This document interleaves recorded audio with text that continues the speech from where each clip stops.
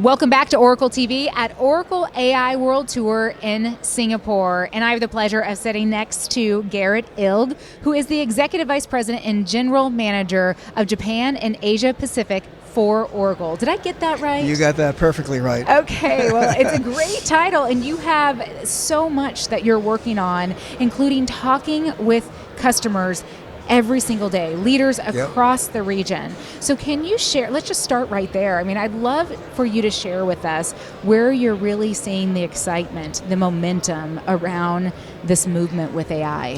So one of the things about this region is that the maturity levels in technology are very different. The Japanese are at one level, Singapore is at another level, Australia is at a level, India is at its level, ASEAN is at its level. So what we're seeing is common to all of these different maturity levels is the passion for innovation.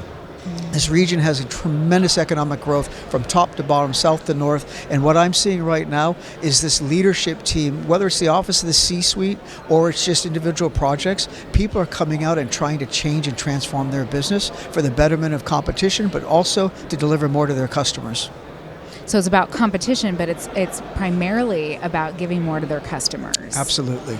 And so where are you, is there a common thread or a common trait, I should say, with the customers who are finding success with AI? I think the common trait is really, as I said earlier, the passion to innovate. You have a lot of people, young and old, both coming and grasping these new technologies, trying to find different ways to do things. Everyone is under economic pressure, whether it's because of the economy or political challenge in the world.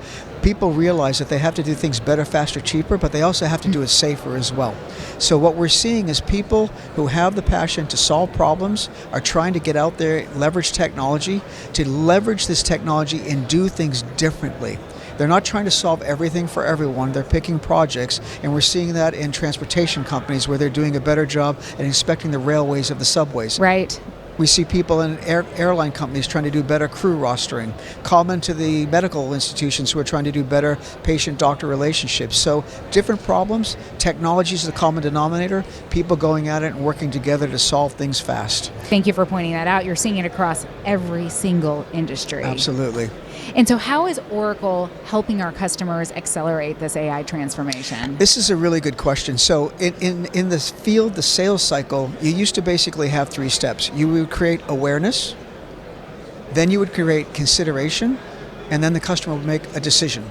Well, there's a new step in there, and it involves all 3 touches. It's called engagement, and this is where Oracle is different, and this is what we're doing now. We're engaging, we're showing them, not telling them what technology can do with them. We're developing and innovating with on the keyboards together. We're listening to their problems as partners, not as vendors, and we're going out there and delivering solutions. So that engagement layer comes across what used to be 3 steps, is still 3 steps, but there's a very intimate, deep partnership that evolves as you go through them with the customer.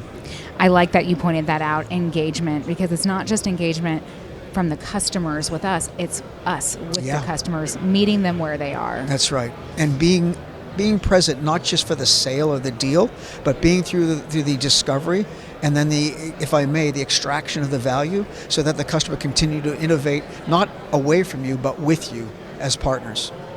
That's important, not away from you, but with you. I'm going to take that. Thank you for that.